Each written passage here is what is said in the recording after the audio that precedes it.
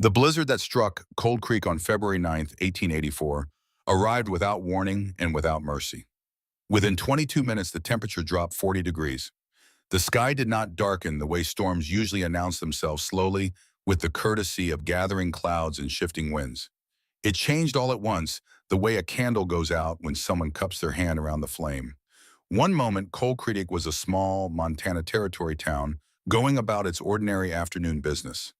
The next moment, the world turned the color of old bruises, yellow and black and wrong, and the wind came howling from the north like something that had been waiting a very long time for this exact moment. The snow did not fall. It came from everywhere at once, pouring through the streets like floodwater, made of ice, finding every gap in every wall, every crack beneath every door, every seam that the people of Cold Creek had trusted for years to hold the cold at bay. By nightfall, visibility was zero. By morning, 8 people were dead, but 27 others were alive. They were huddled inside a limestone cave on the eastern edge of town, a cave that the entire population of Cold Creek had spent 2 years calling the Mad Woman's Hole. And the woman who built it, the woman who had dug it from raw rock with bleeding hands, while her neighbors laughed at her and bet money on the day she would die, in there was named Margaret Holbrook. She was 52 years old, a widow, a woman with no children left living, a former Army nurse who had watched men bleed out on tables that were really just doors laid across wooden horses, who had learned to work fast and feel later who had buried a grief so large inside herself that it had either broken her completely or transformed her into something the people of Cold Creek did not have a word for. 27 people alive because of her. 8 people dead because they would not listen to her. This is the story of how that cave came to be. And it does not begin with rock and limestone. It begins with 15 feet of snow and 2 voices calling in the dark and a red-brown dog pressing himself against 2 frozen bodies as though he believed even at the very end that his warmth was enough to hold death back. It begins in March of 1879, 5 years before the Great Storm. The wagon train stretched across the Montana prairie like a long wound in the earth, 63 souls making their way toward a life they had not yet lived. Farmers and their families, dreamers, people who had decided that whatever they had back in Missouri was not enough, and that the territory to the west held something better waiting for them in the distance. They had been traveling for weeks when the landscape shifted from rolling grassland to something rougher, something that pressed up against the horizon with the weight of permanence. The oxen moved with their heads low. The children had stopped asking how much farther. The adults had stopped pretending they knew. Margaret Holbrook was 47 years old, and she walked beside the lead wagon with the steady gait of a woman who had spent 3 years on her feet during the worst conflict this country had ever seen. She had been an Army nurse. She had sewn soldiers back together after battles that turned ordinary fields into landscapes no painter would ever choose to capture. She had held the hands of boys who were still calling for their mothers when the last breath left them. She had seen things that changed the shape of a person from the inside out, the way water changes stone slowly over years until the original surface is something you can only guess at. She thought nothing could break her anymore.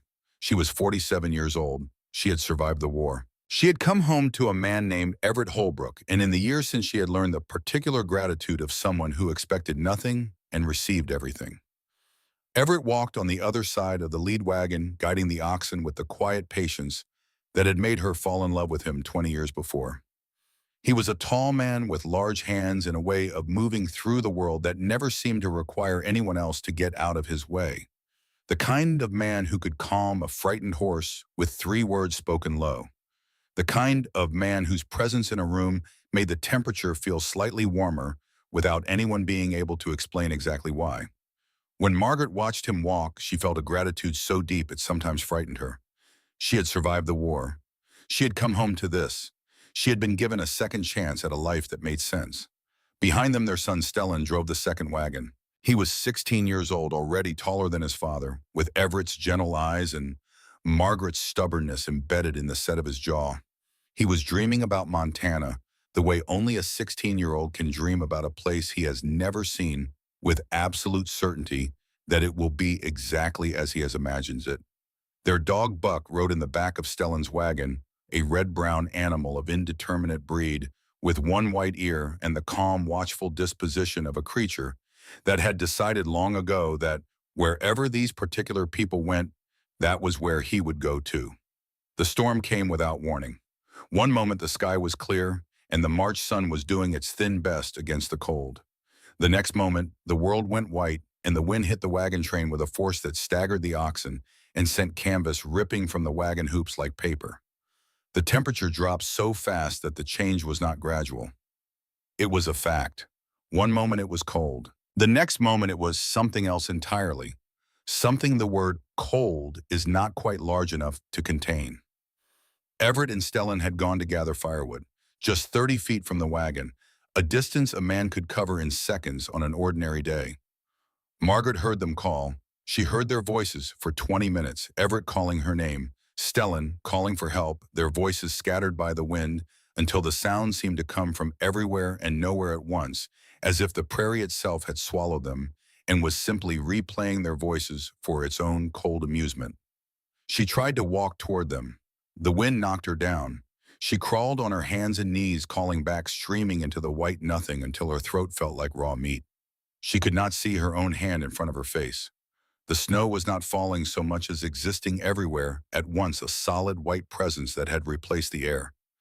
Her fingers found the crack in the rock. She did not know there was a limestone outcropping there. She had not noticed it in all the days they had been traveling through this stretch of ground. But her hands found it in the white blindness, a narrow opening between two slabs of stone, barely wide enough for a person to turn sideways and squeeze through. She scraped skin from her arms and her cheek, pressing herself inside. And then suddenly the wind was gone. The howling that had been trying to push her mad was replaced by silence. The temperature inside the crack was not warm, but it was warmer. Not comfortable, but survivable. The difference between those two things in that moment was the same as the difference between everything and nothing. She called for Everett and Stellan until her voice gave out completely. She screamed their names into the white nothing beyond the crack until she tasted blood in the back of her throat. The storm screamed back indifferent, as only weather can be indifferent, with the total absence of malice that is somehow worse than malice because there is nothing to reason with, nothing to appeal to, nothing that can be asked for mercy. They never answered. For 3 days, Margaret huddled in that limestone crack with no food and no water, except what she could lick from the damp stone walls. She prayed, she wept, she lay in the darkness and spoke to Everett and Stellan as though they could hear her telling them things she had never thought to say, when there was time to say them all, the accumulated gratitude of 20 years that she had always assumed she would express later, when there was more time, when they were settled in Montana, when the house was built and the land was planted, and life had found its ordinary rhythm again. The silence of the third day was worse than the screaming of the first, because by the third day, she knew. On the fourth morning, the storm broke. Margaret crawled out into a white world that looked like nothing she had ever seen. The wagons were buried. The cattle were dead where they stood, frozen in postures of ordinary life that would have been almost peaceful if not for the stillness. She found a family she had known since Missouri, all 5 of them parents wrapped around their 3 children in a final embrace that would last until spring.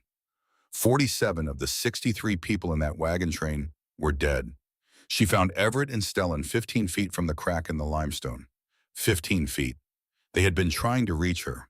She could see it in the way their bodies were oriented, angled toward the rock face, toward the narrow crack she had squeezed into. They had been moving in the right direction. They had been close enough that if the storm had given them 30 more seconds, if the wind had dropped for 1 single minute, if visibility had returned for the length of a breath, they would have found it. They would have lived. They would have crawled out on the 4th morning the same way she crawled out, trembling and half mad with thirst and grief, but breathing.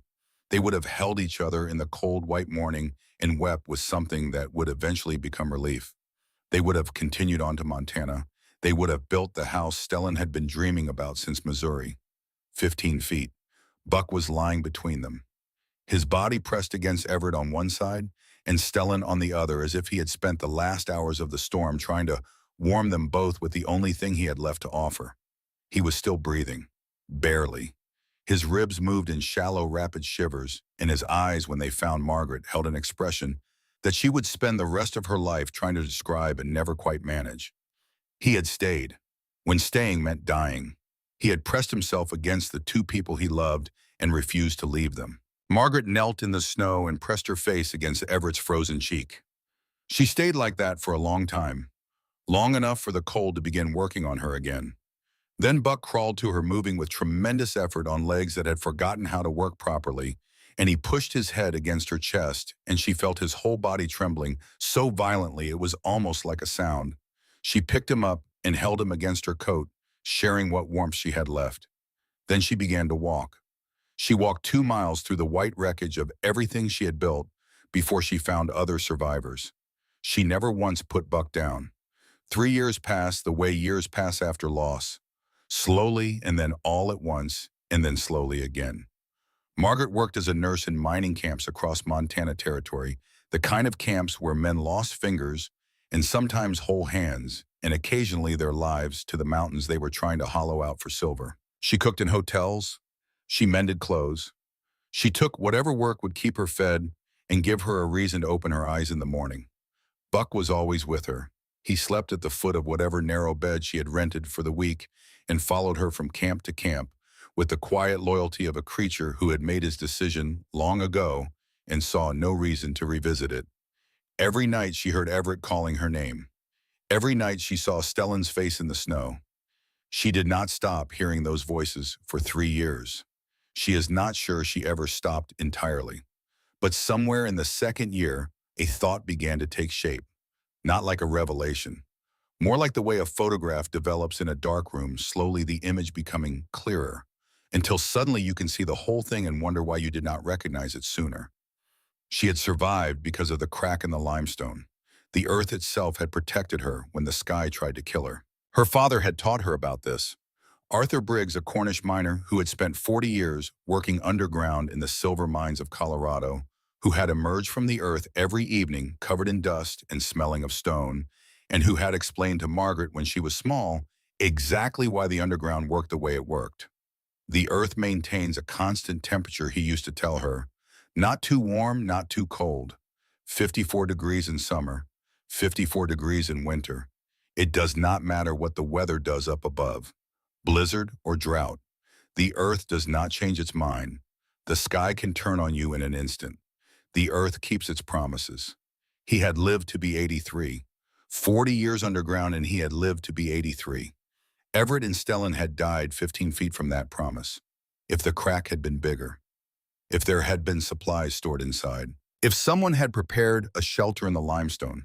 A real shelter, large enough for a family, large enough for a wagon train stocked with food and water and warmth, and the knowledge of how to make warmth last, her husband and her son would still be alive. They would have found it. They had been moving in the right direction. They would have found it in those last 15 feet. The thought that transformed her grief into something else was this: someone could have built that shelter. It was not impossible. It was not even particularly difficult for a person who knew what they were looking at and was willing to do the work. Her father had shown her what to look for. The earth had limestone formations all across Montana Territory.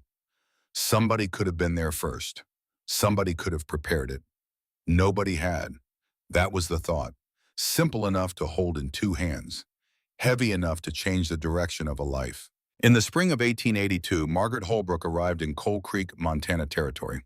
She was 50 years old, a widow, a woman with no children left living and nothing left to lose, which is a different kind of freedom than most people ever know. She had lost everything that mattered, and in the strange mathematics of grief that had made her free to do the one thing that needed to be done, the thing that was foolish by every standard anyone around her would apply, the thing that would make her look exactly like a woman who had lost her mind. She bought 40 acres of rocky, worthless land on the eastern edge of town.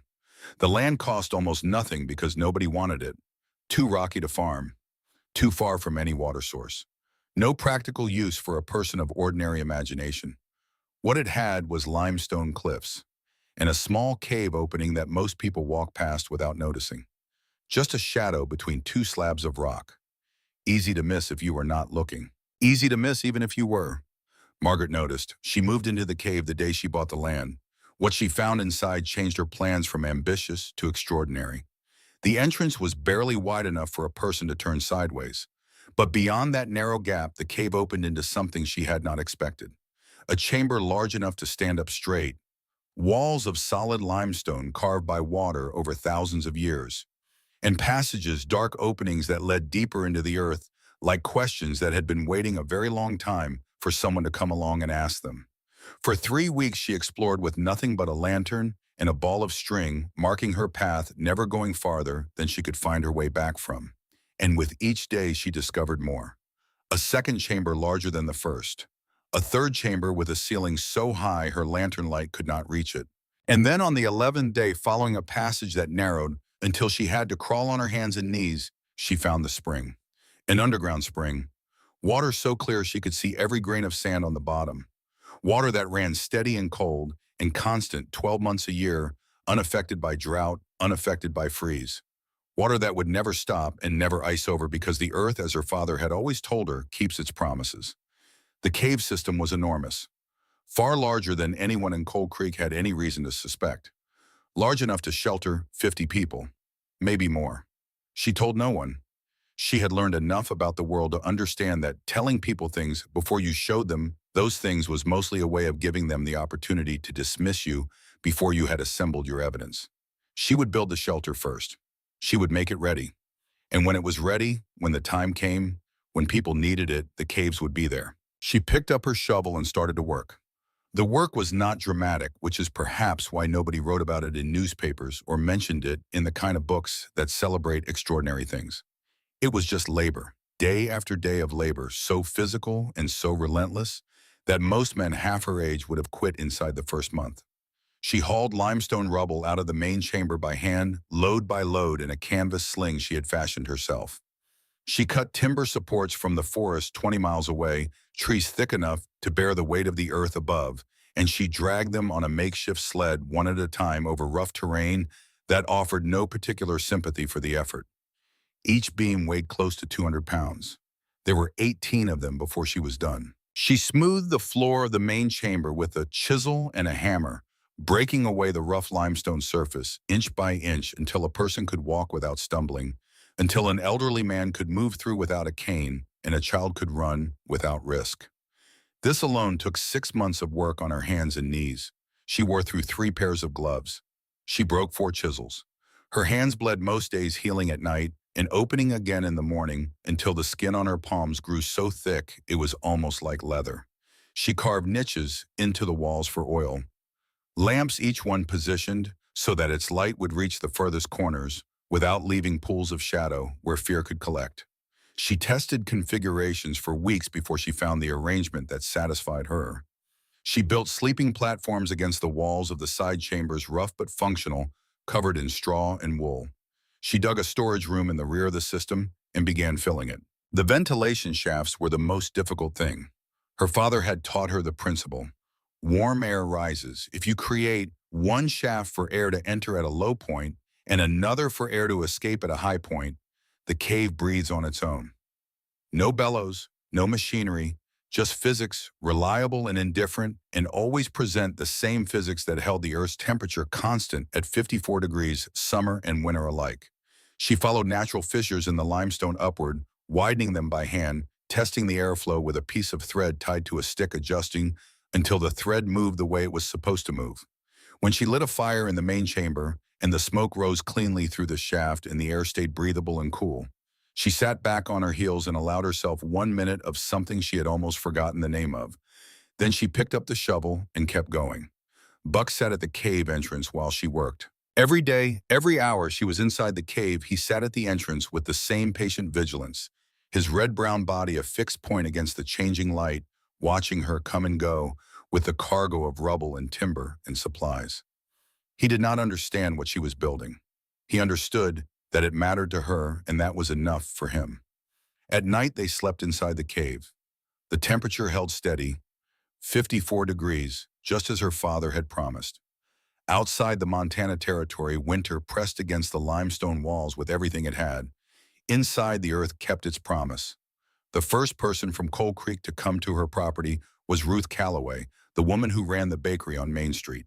She arrived on a Tuesday in the third week carrying a basket with 2 loaves of fresh bread and a jar of preserves, moving across the rocky ground in sensible boots, with the straightforward manner of a woman who had decided something and was going to do it. Margaret was hauling rubble when she arrived.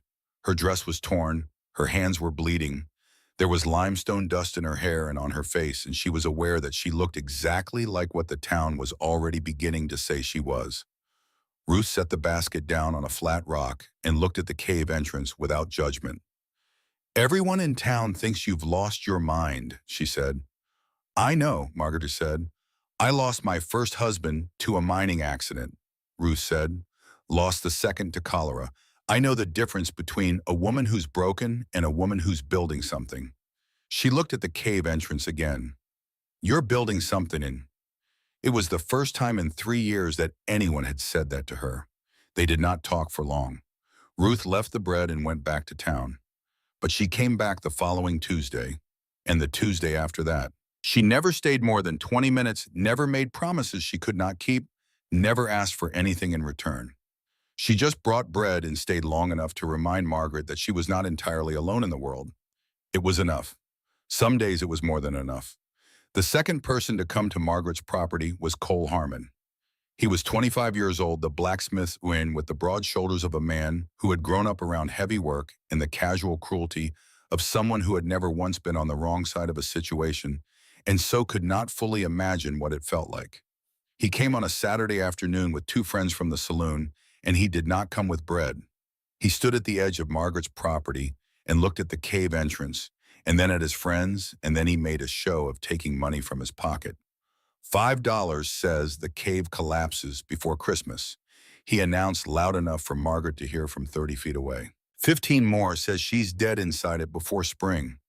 He said it the way people say things when they have never been made to feel the weight of their words. Lightly, as if the life of a 50-year-old widow was a reasonable thing to wager on, as if the 2 years of bleeding hands and broken chisels and 54-degree nights were a joke whose punchline he was still waiting for. Margaret kept hauling rubble. She did not respond. She had learned in field hospitals during the war that some things are not worth the energy it costs to answer them, and she had spent enough years carrying that lesson that it had become instinct. Cole Harmon collected his side bets and walked back toward town laughing. She watched him go. Then she picked up the shovel. Imogen Price arrived on a Sunday afternoon in the company of 2 other women from the Ladies' Auxiliary. She was 48 years old, the mayor's wife, and she moved through Coal Creek with the particular authority of a woman who had learned early that social position is a kind of power and had never seen any reason to question whether it should be.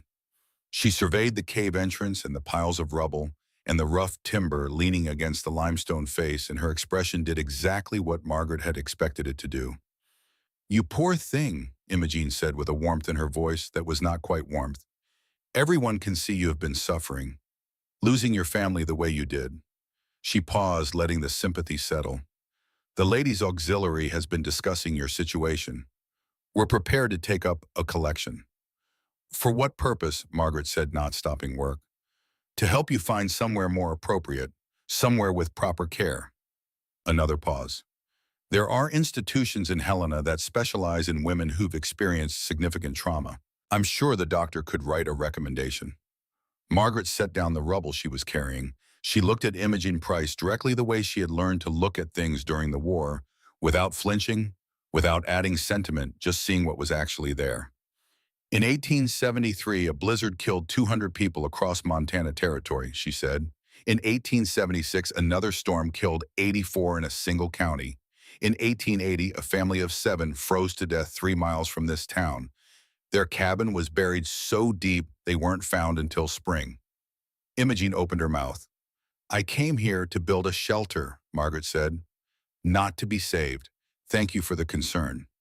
Imogen Price left without another word, but the word she carried back to town was the word she had arrived with. And it spread the way those words always spread in small towns, quickly, thoroughly, until it was the kind of thing everyone knew without anyone being able to say exactly who said it first. Dr. Prentice Holt came to town on a Wednesday, which meant he found Margaret at the general store, exchanging furs for lamp oil, which meant the examination he had planned to conduct at her property became instead a public performance on the main street of Cold Creek with an audience of shopkeepers and passers-by who found reasons to slow down and not quite leave.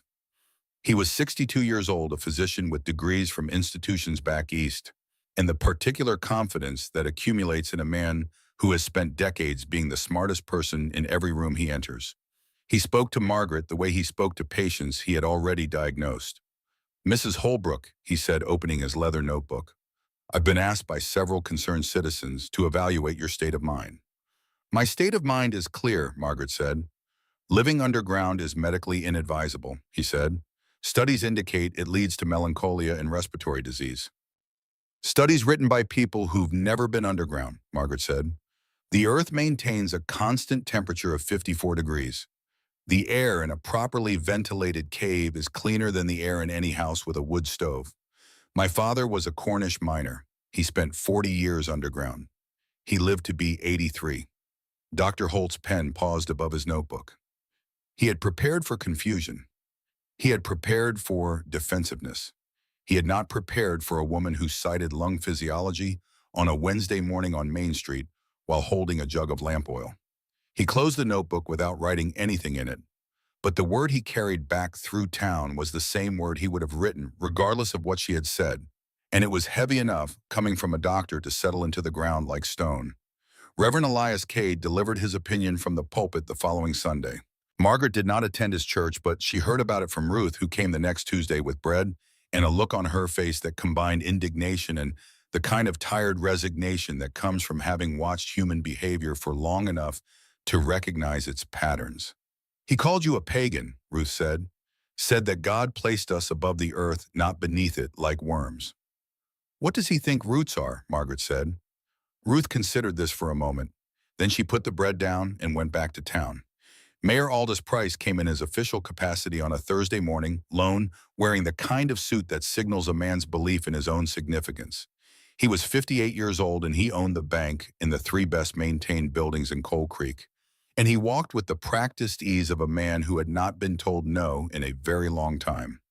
He stood at the edge of her property and looked at everything she had built with an expression Margaret recognized. It was the expression of someone who has already decided and is now simply managing the announcement. "Mrs. Holbrook," he said, "Cold Creek is a growing town. We're trying to attract settlers and commerce. The territorial governor himself may visit next spring." "That's fine," Margaret said. "What you're doing here is not fine." He said, the pleasantness dropping out of his voice like something that had only been resting there temporarily. "A woman of your age living in a hole in the ground is an embarrassment to this community. I'm giving you fair warning. If this continues, there will be consequences." "What kind of consequences?" Margaret asked. "Will you arrest me for working on land I purchased legally?" Mayor Price had no answer for that. The law was the law even in Cold Creek, and he knew it. He straightened his jacket and walked away without another word back toward the bank and the three best maintained buildings, and a problem that was not behaving the way problems were supposed to behave when you told them firmly to stop. What Margaret did not know, and would not know for 3 more years, was that Mayor Price's own land surveyor had examined the limestone formation on her property the previous spring before she arrived and had reported back to the mayor that the cave system at that location was the finest natural shelter site within 50 miles in every direction. Aldous Price had known this before Margaret bought the land. He had intended to buy it himself to build a community shelter that would bear his name and buy him votes and legacy. And then this woman had appeared from nowhere and bought it for almost nothing and was now building exactly what he had planned with her own hands, with her own money, in a way he could not claim and could not control. His contempt for her was not the contempt of a man who thinks a woman is foolish. It was the contempt of a man who knows she is right and cannot stand that she is right without him. And then there was Sheriff Harlan Voss. He was 55 years old. He had worn the badge in Cold Creek for 20 years, and he wore it the way some men wear their skin, as though it were simply part of what they were inseparable from the bones beneath. He was a practical man not given to sentiment or unnecessary conversation, the kind of man who was respected because he was reliable and feared a little because he was hard, and who had long ago concluded that these two qualities together were what keeping the peace in a small Montana Territory town actually required. He came to Margaret's property on a Saturday morning in October of 1882, 3 months after she had arrived. He came alone, which was different from the others. Margaret was hauling timber when he arrived. She stopped and looked at him. He looked at the cave entrance and then at her, and his face did a thing she had learned to read in field hospitals during the war, the particular stillness of a man who is working hard not to show something. "What in God's name are you doing, Mrs. Holbrook?" he said. "Building a shelter," she said. "You're living in a hole in the ground." "I'm preparing a place where people can survive when the weather turns. People have houses. Houses burn," she said. "Houses collapse. Houses can't keep you alive at 40 below, with 60-mile-an-hour winds trying to find every seam." He shook his head. The expression on his face was the expression of a man delivering a judgment he has already made. Everett would be ashamed to see his wife living like this. The words landed differently than he meant them to. Not because they hurt her. They did hurt her.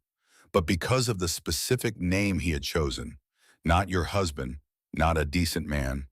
Everett. As though the name itself was a weapon he had personal access to. She looked at him for a long moment. "Everett died because there was no shelter," she said. "He died 15 feet from a crack in a rock that saved my life. If that crack had been larger, if it had been prepared, if someone had thought to make it ready before the storm came, my husband and my son would still be alive." "That was 5 years ago," Voss said. "In a different place." "The sky is the same sky everywhere," she said. He opened his mouth to argue. Then he closed it. He shook his head in the way of a man who has decided that further conversation is not worth his time, which Margaret recognized as its own kind of answer. He turned his horse and rode back toward town. "The cave is east of town," she called after him, "past the dead oak, between two limestone slabs. I'll leave a red cloth at the entrance. If you need it, come." He did not respond. She stood and watched him go, and for the first time in 2 years of building, she felt the weight of what she was carrying clearly enough to recognize it.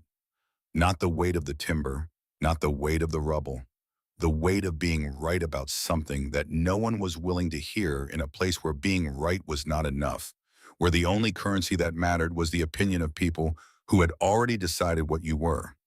She went back inside and picked up the chisel. Among the faces that appeared in those 2 years, there were two that stood apart from the others, in the way that small kindnesses always stand apart from mockery, precisely because they require more courage and less reward. Old Clem Briggs came in the winter of 1883. He was 78 years old, and he moved across the rocky ground with a cane and a deliberateness that suggested he had decided long ago that slowness was not the same thing as weakness. He stood at the cave entrance for a long time before speaking. "You're the Briggs girl," he said. "Arthur's daughter, out of the Colorado silver camps." Margaret looked up from the ventilation shaft she was working on. She had not heard her father's name spoken aloud in 3 years. "I married and became a Holbrook," she said. "I worked with your father in Colorado in '56, Clem said. "He talked about you constantly. Said you understood rock the way most men understand horses. Said you were the smartest person he knew." He looked around the cave at the timber, supports, the lamp niches, the smooth floor, the ventilation shaft disappearing into the ceiling dark. His eyes moved slowly, and they were the eyes of a man who had spent his life reading the underground. He was right. This is beautiful work. Margaret felt something shift in her chest, the particular feeling of being seen by someone who understood what they were looking at. "I remember the storm of '47, Clem said quietly. "Killed 200 people across the territory. I survived because I found a cave. Not so different from yours." He looked at her. "I've been watching you work for a year, wondering if anyone in this town had the sense to listen." He paused. "They don't, but they will. People always listen when it's too late. The difference this time is that you'll be ready before they understand they need you." He turned and began making his slow way back toward town. "Keep building, Mrs. Holbrook," he said without looking back. "When the storm comes, and it will come, you'll be ready, and then they'll understand." Willa Greer was 19 years old and came nearly every week asking questions about limestone formation and underground water and the mathematics of air circulation through confined spaces. She was curious in the way that people are curious when they have already decided that curiosity is more important than other people's opinions of them. She always wore a coat that was slightly too large for her, even on days when the weather did not require it. "Does it bother you?" Willa asked one afternoon, sitting on a flat rock outside the cave entrance, watching Margaret work. "Knowing they're betting on your death." "It bothers me that they're spending money they could use to prepare for winter," Margaret said. "Do you really believe a bad storm is coming?" "A bad storm is always coming," Margaret said. "That's the thing people don't understand. They think because last winter was mild, this winter will be mild. They think because nothing terrible has happened yet, nothing terrible ever will." She paused. "That's not how the sky works." Willa was quiet for a moment. "My father thinks you're crazy." "Most people do." "I don't," Willa said. "I think you might be the only sane person in this town." Margaret stopped working and looked at the girl. "Why do you come here? You risk your reputation every time someone sees you walking this direction." Willa looked at her hands for a moment. "My mother died in a house fire when I was 12. The house was well built. The stove was maintained, everything was done correctly, and she still died." She looked up. "That day I learned that being ordinary doesn't protect you from disaster. Only being prepared does." Margaret held the girl's gaze for a moment. Then she said with the same directness she brought to everything, "If a storm comes, you bring your family here. Don't wait. Don't hesitate. Don't ask anyone's permission. Just come." "I will," Willa said. "I promise."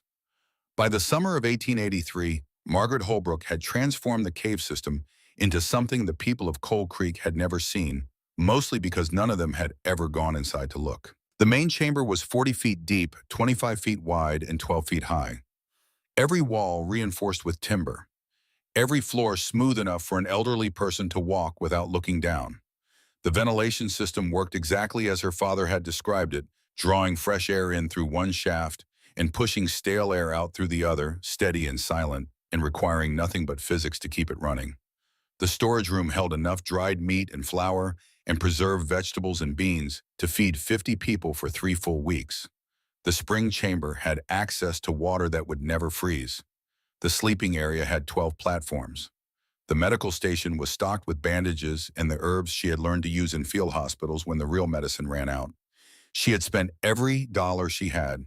She had worked every day for 2 years until her hands bled and her back hurt in a way that no longer went away entirely when she rested. She had done all of it alone. And she was ready. Ready for whatever came. The town had a different word for ready. The town's word was crazy, and it had become over 2 years the kind of settled opinion that takes on the weight of established fact.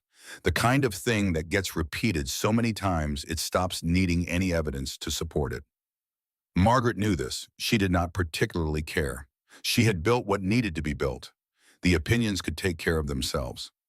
One evening in late summer, she stood at the entrance to the cave and looked out at the Montana sky. It was beautiful, that particular western sky at the end of a clear day going orange and pink, and then a deep cold blue, the kind of blue that makes people feel small in the way that only the very large things can make a person feel small. Buck sat beside her, his red-brown coat going golden in the last of the light. He had been with her for 5 years, through all of it. Through grief and wandering, and 2 years of backbreaking labor in the dark while the world outside laughed. He had sat at this entrance every single day while she worked, watching her come and go with the rubble and the timber, and the tools, his tail thumping against the stone floor whenever she spoke to him. She scratched behind his white ear. "It's ready, boy," she said. He leaned against her leg. The Montana sky deepened into night. The temperature inside the cave held steady at 54 degrees, the same as it had held for thousands of years, the same as it would hold for thousands more. And somewhere to the north in the upper atmosphere, where weather is made, something was beginning to organize itself into a shape that the people of Cold Creek would spend the rest of their lives trying to find words for. Buck raised his head, his eyes fixed on the northern horizon. His ears went flat against his skull. Margaret watched him. She said nothing. She had learned 5 years ago in a different place to pay attention to what the dog knew before she did. She went back inside and began checking the supplies. The morning of February 9th, 1884 began the same way most mornings began in Cold Creek. Cold and clear and indifferent, the way Montana mornings are in the heart of winter, with a sky that offered no particular hints about what it was planning. The temperature was 28 degrees. There was no wind. The sun sat low on the southern horizon doing its pale winter, best catching the ice crystals on the pine branches and throwing small sparks of light across the snow. Margaret woke before sunrise the way she always did. She fed Buck. She checked her supplies, doing the mental inventory she had done every morning for the past 2 years, the same quiet accounting of what she had and what she might need and whether the two numbers were close enough together for comfort. She put on her coat and her boots and picked up her trap lines and turned toward the cave entrance. Buck did not move. He was sitting at the entrance, which was where he always sat when she was working inside. But she was not working inside. She was going out. And Buck had followed her out of that cave every single morning for 5 years in every kind of weather with the uncomplicated loyalty of a creature who had decided once that this was his person and had never revisited the decision. This morning he sat at the entrance and looked at her, and he did not get up. She stopped. He was not sick. His eyes were clear and present and focused, but not on her. On the northern horizon, his ears were flat against his skull, the same position they had been in the night before, the position that was not fear exactly, but something older than fear. Something that did not have a word in any human language, because humans had learned to stop needing that word when they built walls and roofs between themselves and the skin. Margaret crouched beside him. She put her hand on his back and felt the tension in the muscles there, the low vibration of an animal operating on information that her own senses were not yet delivering to her. She looked north. The horizon was clear. Nothing but dark pine and pale sky and the distant gray suggestion of the mountains. Nothing that a person would point to and say, there, that is the problem. She stayed crouched beside Buck for a long minute. Then she went back inside the cave. She set down the trap lines. She did not need to think about why. The thinking had already been done 5 years ago in a different place by a different version of herself who had not yet learned what she was now using. She went to the ventilation shaft and held her palm flat against the opening and felt the air moving across her skin. Then she pressed the first 2 fingers of her right hand against the space behind her left ear and held them there and waited. The pressure was there, a dull, specific ache that lived behind her eyes and at the base of her skull, the kind of headache that is not quite a headache, that is more like a message written in the language of barometric change delivered to the part of the brain that the body trusts before the mind catches up. She had felt it 3 times in her life before this morning. Twice during the war, before artillery barrages that the officers had not yet predicted. And once before, in March of 1879. She went to the entrance and listened. The birds were silent, not the ordinary quiet of an early winter morning. This was something else, something total. The scrub pines that normally held a population of small, brown birds from first light until dark were empty and still, as if every living thing with wings had received a message in the night and acted on it while the people of Cold Creek were still sleeping. The silence was not peaceful. It was the silence of a room that has just been emptied of something essential. Margaret went back to Buck and looked into his eyes for a moment. Then she put on her heaviest coat and her thickest gloves and walked toward town at a pace that was just below running. She had maybe 4 hours, maybe fewer. Main Street was going about its ordinary business when she arrived. The general store had its door propped open. The smithy had smoke rising from its chimney. 2 men she did not know were loading a wagon outside the feed store, moving with the unhurried rhythm of people who believe they have the rest of the day to complete what they are doing. She went to Mayor Price first because he was the one person in Cold Creek with both the authority and the resources to move people quickly if he chose to use them. He was in his office at the bank behind a mahogany desk that was too large for the room, reviewing a ledger and holding a coffee cup. He looked up when she came through the door with the expression of a man being interrupted by something he has already categorized. "Mrs. Holbrook," he said with the tired patience of someone who has been through a version of this before. "I believe I've made my position clear." "There's a major storm coming," Margaret said. "It will arrive before dark. It will be worse than anything this territory has seen in years, possibly ever." He put the coffee cup down carefully, the way people do when they are managing their reaction to something. "And how exactly do you know this?"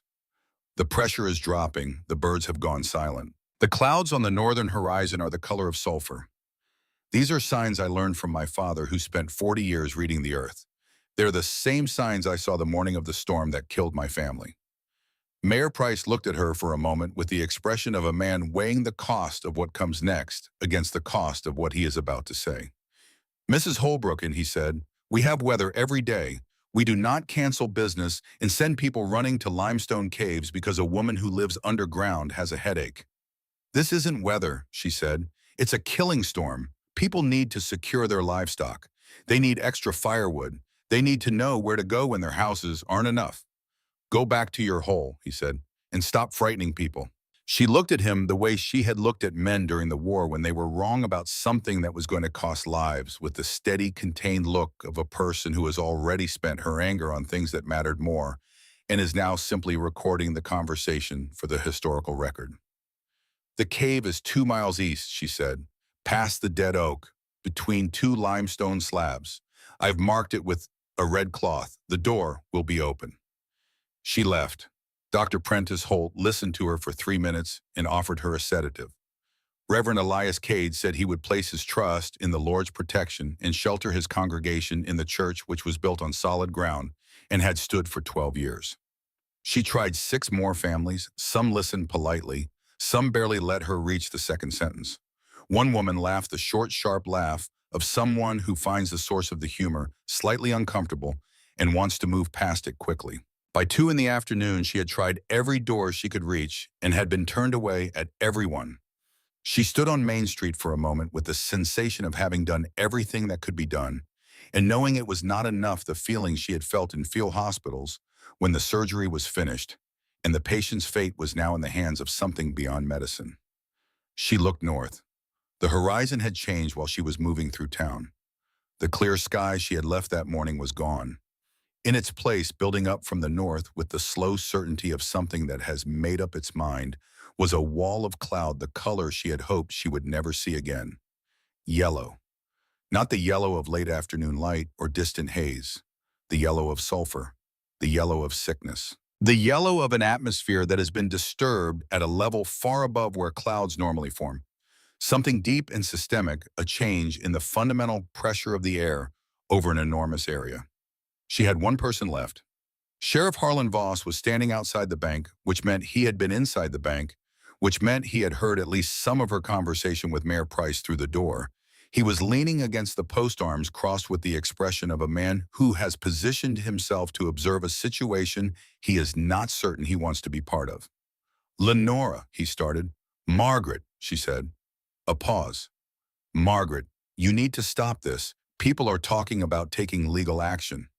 "Harlan," she said, and she used his first name deliberately because what she was about to say was not official business. "Do you remember the storm that killed Everett? Do you remember what the signs were beforehand? The yellow sky, the pressure change, the birds?" His jaw tightened. "I'm seeing those signs right now," she said. "Today, this afternoon, I'm telling you as the person who survived that storm that the same thing is about to happen here. Maybe worse." He looked at the northern horizon. She watched him look at it. She watched his face do something complicated, some negotiation between what his eyes were telling him and what his position required him to believe. "Go back to your cave, Margaret," he said quietly. She had one thing left to say. She had held it back for 2 years because she had not been sure she had the right to use it. Now she used it not as a weapon, but as the truth it actually was. "Everett called your name in the storm," she said, "when he couldn't see anything and the wind was taking everything. He called your name. I heard him until the very end." The color went out of Harlan Voss's face, not gradually, all at once, as if something had been holding it there and had now let go. He stood absolutely still against the bank post, and Margaret watched him absorb the words. Watch the particular way a truth lands when it has been kept waiting for a long time. She left him standing there. She walked back toward the cave. Behind her, Coal Creek went on with its ordinary afternoon. The men at the feed store finished loading the wagon. Smoke rose from the smithy. The general store propped its door open another inch against the last of the thin winter sun. She had tried. She had done everything she could do. She spent the last hour before the storm checking everything twice. She stacked extra firewood near the main chamber. She filled every container she had with water from the underground spring. She lit the oil lamps in their niches and laid out blankets on every sleeping platform. She tested the ventilation shafts one final time, holding her palm against the opening and feeling the air move across her skin, steady and constant and faithful. Then she sat at the cave entrance with Buck pressed against her leg and watched the yellow sky swallow the north. "I warned them," she said, not to herself, to Everett, to Stellan, to the particular version of the dead that we carry with us not as ghosts, but as the permanent audience for everything we do. Buck whined softly and pressed closer. At 3 in the afternoon, the storm arrived. It did not build. It did not escalate. It simply arrived the way catastrophe arrives when it has been organizing itself for long enough all at once, and from every direction simultaneously, as if the world had decided to stop being what it was and become something else without any transition. The temperature dropped from 28 degrees to 12 below zero in 22 minutes. Not 22 minutes of gradual decline. 22 minutes of something that felt more like physics happening than weather changing, as if the fundamental contract between living things and the air around them had been abruptly revised. The wind went from nothing to 65 miles an hour in less than 10 minutes. In houses across Cold Creek, people felt it happen. Fires that had been burning steadily suddenly changed character. Windows that had held for years against Montana winters began to shake in their frames. Sounds that were ordinary, the creak of a settle, the hiss of a kettle, the particular breathing of a house comfortable in its winter skin, changed pitch and became something else. Outside on the street, on the paths between buildings in the fields, on the edges of town, people who had not made it home yet found themselves inside something that the word storm was not adequate to describe. The snow did not fall. It moved horizontally with the speed and force of something solid, a wall of white, that replaced visibility within seconds of arriving and replaced air within minutes of that. Exposed skin began to freeze within the first 5 minutes. Lungs burned with every breath. Hands stopped feeling what they were touching before most people realized what was happening. Cole Harmon was inside the saloon when it hit.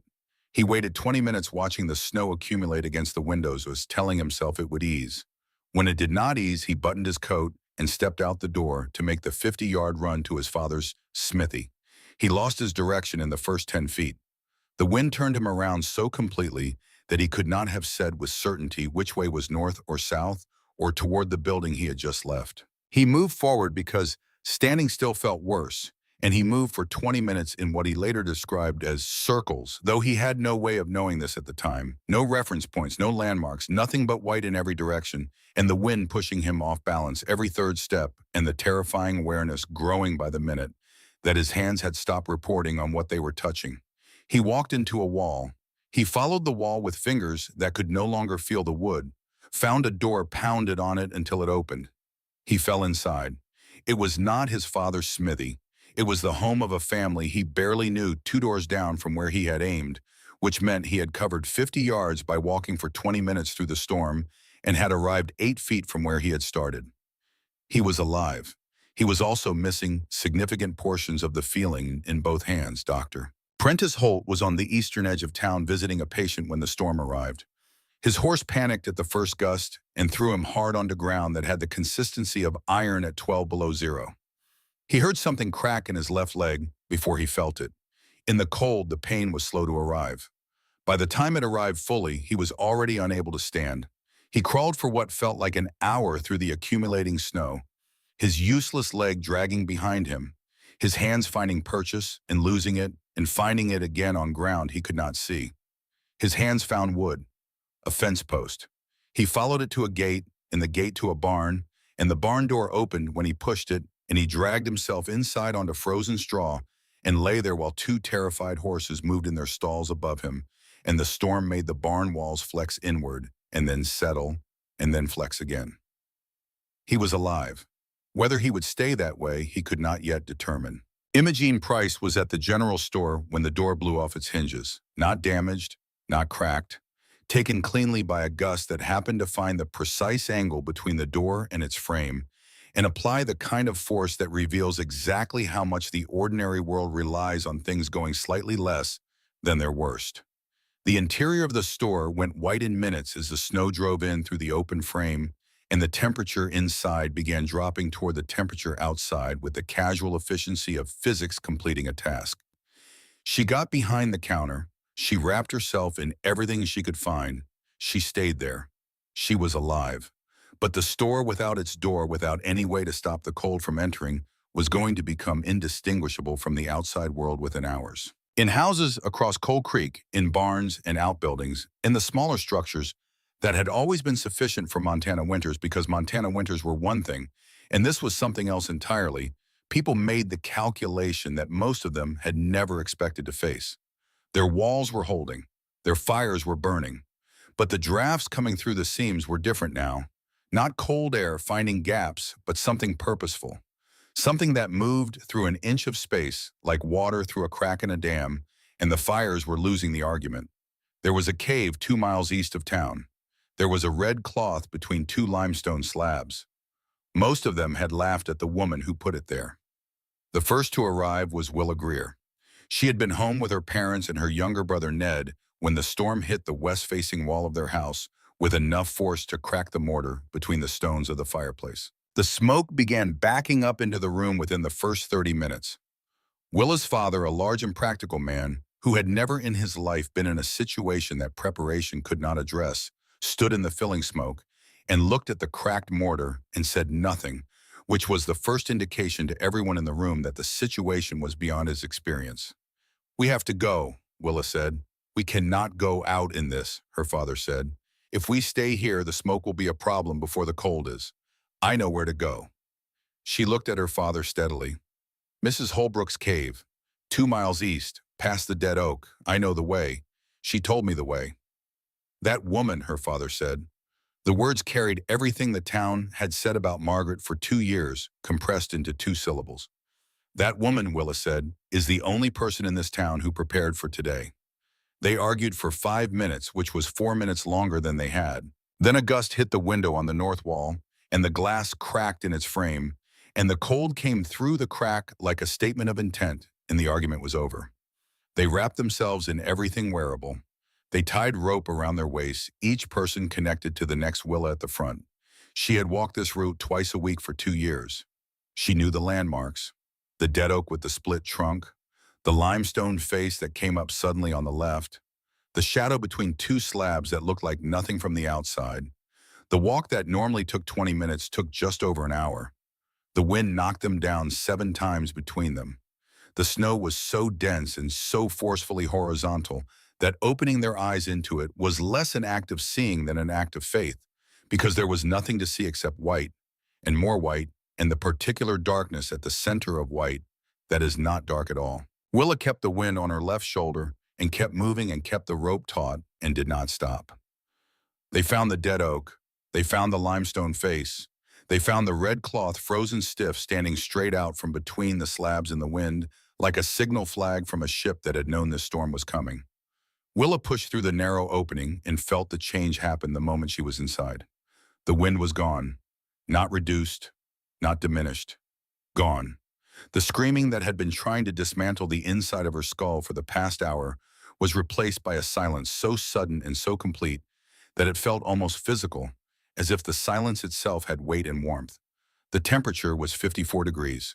Her body, which had been bracing itself against the cold the way a person braces against a blow that keeps coming, slowly released the tension in her shoulders and her jaw, and the muscles along her spine, one group at a time, like a fist opening finger by finger. Margaret was waiting with blankets and a fire going in the main chamber and coffee on the grate. "I knew you would come," she said. Willa's father looked around the cave at the timber-reinforced walls, the lamp-lit niches, the smooth floor, the organized stacks of supplies at a year of mockery and dismissal, and 2 words at the saloon made into stone and timber in lamp oil by one woman's hands, and he did not say anything for a long time. "Get warm," Margaret told them. "There will be others." There were others. Ruth Calloway arrived 40 minutes after the Greers, moving alone through the storm, with 3 loaves of bread pressed against her chest under her coat, her face white and her fingers barely functional, but the bread intact because she had decided when she left the bakery that she was going to bring something useful, and she was not going to let go of it. She came through the entrance and held out the bread, and Margaret took it with both hands. Old Clem Briggs appeared an hour after that, moving with his cane in the unhurried pace of a man who had been through worse and knew it. He had walked 2 miles through a killing blizzard at 78 years old, using nothing but his memory of the land and the discipline of someone who had spent half a century underground learning that panic costs more than it buys. Storm felt the same as 47, he said when Margaret draped a blanket over his shoulders. Figured I knew where to go. A farm family named Henderson came next, parents and 3 children under 10, the father carrying the youngest against his chest and the mother holding the older 2 by their wrists. Their cabin on the south edge of town had begun shaking so violently in the wind, they had been afraid the walls would separate from the roof. The father said he had not believed Margaret's warning when she came to their door that morning. He said his wife had believed it. He said he was going to have to spend a long time thinking about the difference between those two things. By the end of the first night, 21 people had found their way to the cave. Margaret organized them the way she had organized field hospitals during the war, without sentiment and without wasted motion. Families in the side chambers, single people in the main room. She assigned sleeping rotations and cooking responsibilities and fire tending schedules, and put Willa's father in charge of monitoring the ventilation shafts, because giving a capable man something specific to do is one of the fastest ways to convert him from a liability into an asset. The fire burned steadily in the main chamber. The air moved clean through the ventilation shafts exactly as her father had described it would. The temperature held at 54 degrees. Outside the limestone walls, the storm did what storms do when they are very large and very serious. It continued indifferent to everything inside. The second night, just past midnight, someone pounded on the entrance. Not knocked. Pounded with the flat of a hand or possibly a fist. A sound that was different from the wind because it had rhythm to it, because rhythm requires intention, and intention requires a person. Margaret took a lantern and went to the entrance. Sheriff Harlan Voss was wedged into the space between the limestone slabs. He was not standing. He was leaning, which is what the body does when it has used everything it has to arrive somewhere and is now asking permission to stop. His face was the particular white of deep cold, not pale, not flushed, but white in the specific way that means the blood has retreated to the core and abandoned the surface entirely. His ears were gray. His nose had patches of dead white skin on the tip and along the ridge. His hands were wrapped around a child. A small girl no more than 5 years old bundled inside his coat so that she was wearing it more than he was pressed against his chest, with his arms holding her there. She was awake. She was not crying. She was looking at Margaret over the top of the coat collar with the large, exhausted eyes of a child who has moved past the kind of fear that produces noise into the kind of fear that is simply a fact of the body, like cold. Her name was Rose. Margaret would learn this later. Her parents had lived on the far eastern edge of town, a young couple who had built their house the previous spring and had died within 100 feet of their front door trying to reach the barn when the storm hit. Voss had been riding out to check on the farms when the blizzard arrived, and he had found the girl wandering in the white calling for her mother, her hands already showing the early gray of frostbite at the fingertips. He had wrapped his coat around her. He had turned his horse toward the cave, and the horse had made it 20 minutes before it stopped and would not move again, and he had carried the child the rest of the way on foot. 4 hours. 4 hours through 65-mile-an-hour winds and 12 below temperatures in zero visibility. A man with a child he did not know pressed against his chest and 2 fingers going black on his left hand, telling himself the distance was manageable and the cave was there, and the woman who built it would open the door. Telling himself these things the way you tell yourself things when the alternative to believing them is lying down.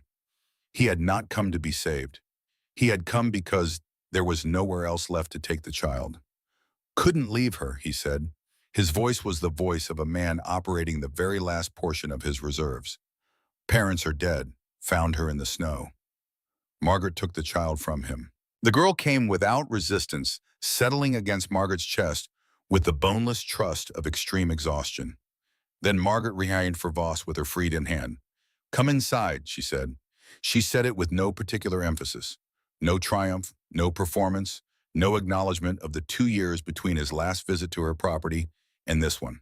She said it the way she would have said it to anyone standing at her door in need of shelter, because that was what the cave was for. That was what it had always been for. He came inside. She put the child down on the nearest sleeping platform and wrapped her in 2 blankets and looked at her hands and her feet with the trained efficiency of a woman who knew what frostbite looked like and what it meant when the color went from gray to white to the specific blue-black that was telling a different story.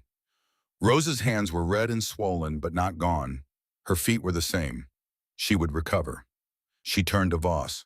His left hand was a different matter. The two middle fingers were black from the second knuckle down.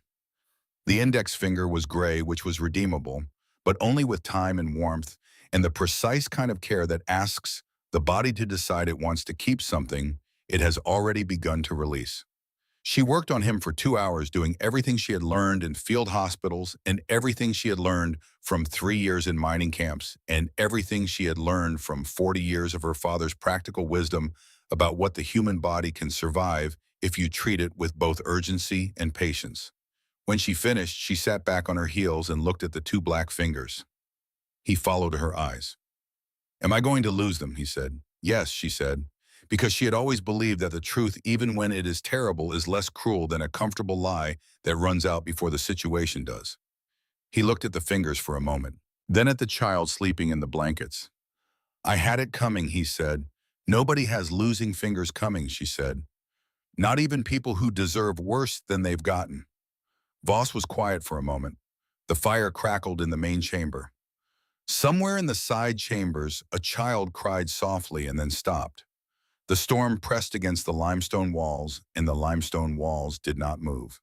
"When I heard about Everett," Voss said, "dying in that storm, I was relieved." Margaret's hands did not pause on his bandages. She had learned during the war that the confessions people make when they are cold enough and scared enough and finally in a place that feels safe enough to release what they have been holding are the ones they have needed to make for a long time. You do not interrupt them. You let the cave be what a cave has always been, a place where the truth can be spoken because the stone walls will hold it. "Relieved that it was him and not me," Voss said.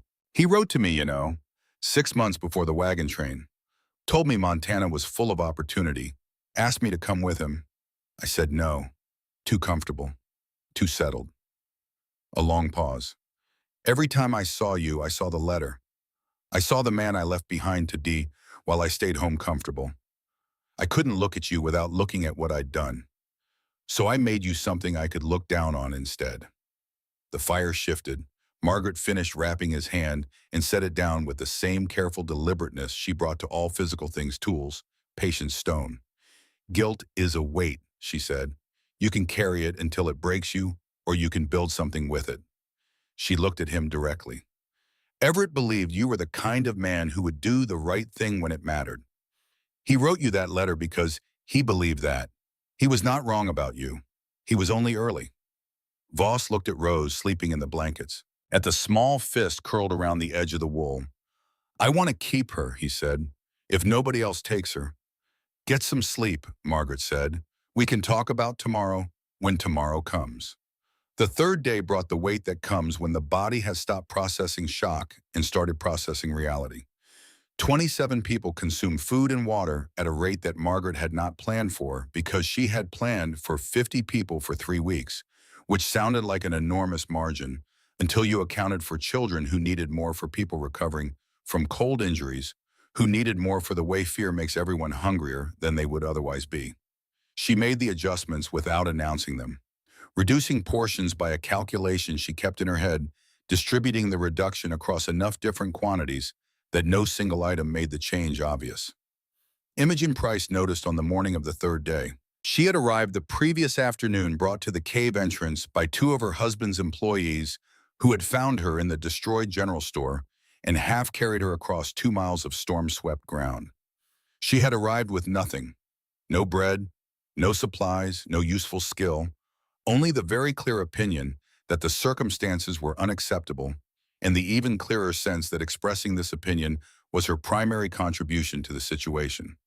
"The portions are shrinking," she said in the main chamber where everyone could hear.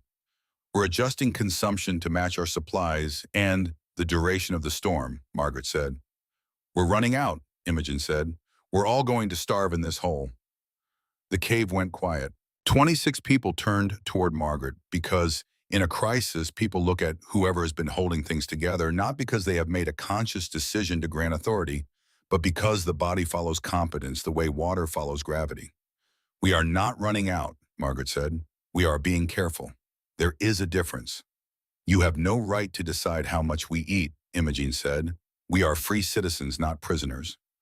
Margaret looked at Imogene Price with the patient, unfrightened regard of a woman who had faced things that made this moment feel exactly as large as it was, which was not very large.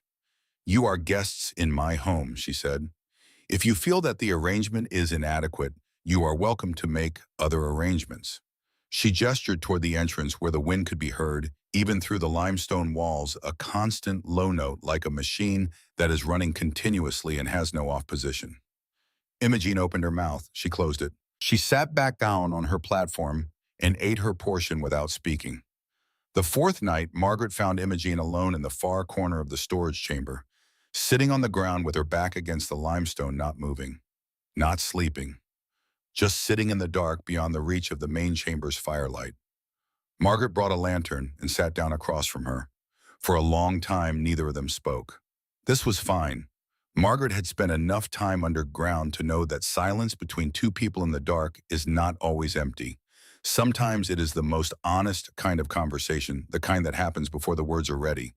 When Imogene spoke, her voice was different from the voice she used in the main chamber. Smaller, older. The voice of someone who has set down the thing they have been carrying and discovered that they are more tired than they knew. Abigail is dead, she said. Margaret did not respond. She waited. My sister. She lived in the Hartwell house on the edge of town, the one with the windows from Chicago.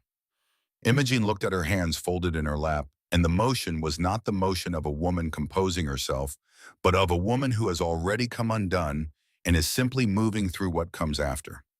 The windows shattered on the second day. She wrapped herself in everything she had. It wasn't enough. The lantern between them threw their shadows up against the limestone wall, two shapes that were quiet and still. I knew, Imogene said. When you started building, I'm not a stupid woman. I could see what you were doing and I could see why it made sense. She paused. Aldous explained about the surveyor, about the shelter site. He thought he was justifying himself, but what he was actually doing was confirming what I'd already understood. A breath. You were right. You were right from the beginning, and I knew it. And I went to your property with Agnes and Mabel and made you feel like something that needed to be cleaned up because I couldn't be seen agreeing with a woman my husband was trying to discredit. The storm moved against the walls. I chose my position in this town, Imogene said, over the truth and over a woman who deserved better. She looked up. Abigail didn't die because of the storm. She died because of what I chose. Margaret was quiet for a moment that was long enough to be felt. People die in storms, she said. Some of them die because they couldn't have known better. Some of them die because the people around them made it impossible for them to know better. The responsibility for that is real. A pause. But you're alive. And the question of what a living person does with a real responsibility is the only question that has an answer. Imogene looked at her. How do you do it? How do you help people who did what I did?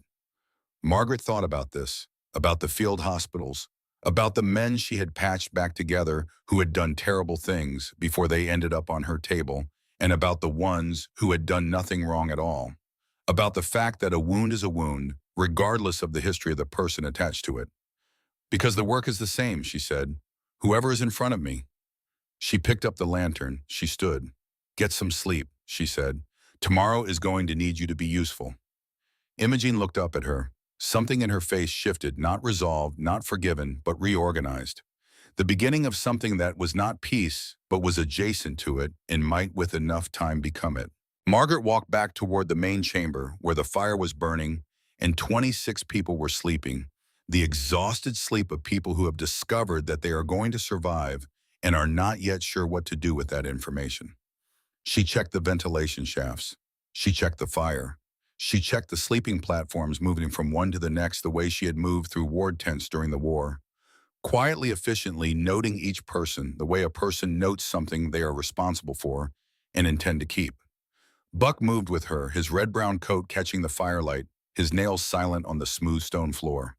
He paused at each sleeping person and considered them for a moment before moving on, and several of them stirred in their sleep and did not wake, only shifted toward the warmth. The way people shift toward warmth even when they are not conscious of doing it. The fire crackled. The ventilation shaft moved clean air through the chamber, in through the low opening, out through the high one, steady and silent and faithful as the same physics her father had described in a Cornish mining camp 40 years ago, reliable as the temperature of the earth itself. Outside, the storm continued, but inside the cave held. The limestone walls held. The timber supports held. The 54 degrees held. Everything that was supposed to hold was holding. Part 3, What the Earth Keeps. The fifth day began the way the fourth had ended, with the storm and the fire and the particular silence of people who have been in an enclosed space long enough that they have stopped performing for one another and have become simply what they are. Margaret was checking the storage room inventory when she heard Willa's mother call her name. Not loudly, not with panic. With the specific, controlled urgency of a woman who knows that panic is a luxury that the situation cannot afford, who has made a decision to compress her fear into the smallest possible shape and present only the necessary information. Margaret crossed the main chamber in seconds. Willa was on her sleeping platform, her knees drawn up, her face the face of someone concentrating very hard on something that is asking more of them than they expected. She looked up when Margaret came through the entrance to the side chamber, and the look she gave was not frightened so much as determined, the look of someone who has understood that the situation has moved beyond the point where wishing changes anything. "It started this morning," Willa's mother said. She was standing beside her daughter with her hand on Willa's shoulder, and the hand was steadier than her voice. Early, she didn't want to wake anyone. Margaret crouched beside Willem and placed her hand on the girl's abdomen and felt what was happening there, what had been building since the early hours while 26 other people slept, and the storm pressed against the limestone walls and the fire burned in the main chamber. She looked at Willa's face. 7 months, she said. 7 and 2 weeks, Willa said. Her voice was strained but present. Margaret had delivered babies during the war, army wives who followed their husbands into the field, camp followers with no one else and nowhere else. She had delivered babies in tent hospitals with artillery, audible in the distance, and in the back rooms of farmhouses, commandeered for surgical use, and once in the open air beside a creek in Virginia on a night in June when there had been no other option and no other hands available. She knew what a 7-month birth required. She knew what the odds looked like when the number was 7 months and the setting was a limestone cave in the middle of a blizzard. She stood. "I need Dr. Holt," she said to Willa's mother. "Boil water, every clean cloth you can find." Dr. Prentice Holt was in the main chamber, his broken leg immobilized in the splint Margaret had fashioned for him. On the first night, his 62-year-old body, having spent 5 days working on the slow arithmetic of recovering from cold injury and a fracture while keeping the intellectual composure that was the only thing he had left to offer. He had been of use in the ways available to a man who cannot stand unassisted. He had assessed injuries. He had advised on the distribution of the medical supplies. He had on the third night talked a young farmhand through a panic attack with the methodical patience of a man who had seen panic in many forms and knew what it needed. He looked at Margaret when she came to him and read her face correctly. "How far along?" he said. "Far enough," she said. "Can you work on your knees?" "I can work on whatever surface is available," he said. They worked together for 3 hours. It was not an easy labor. Willa was young and frightened, and the baby was small, in the way that 7-month babies are small, with the particular fragility of something that has not yet completed the last adjustments that make it ready for the world.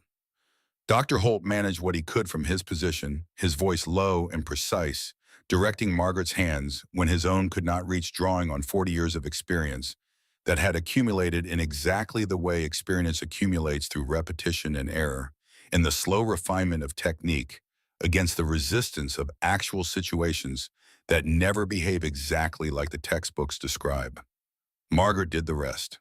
She had the hands for it. 47 years old when she had last done this, now 52, but the hands had not forgotten.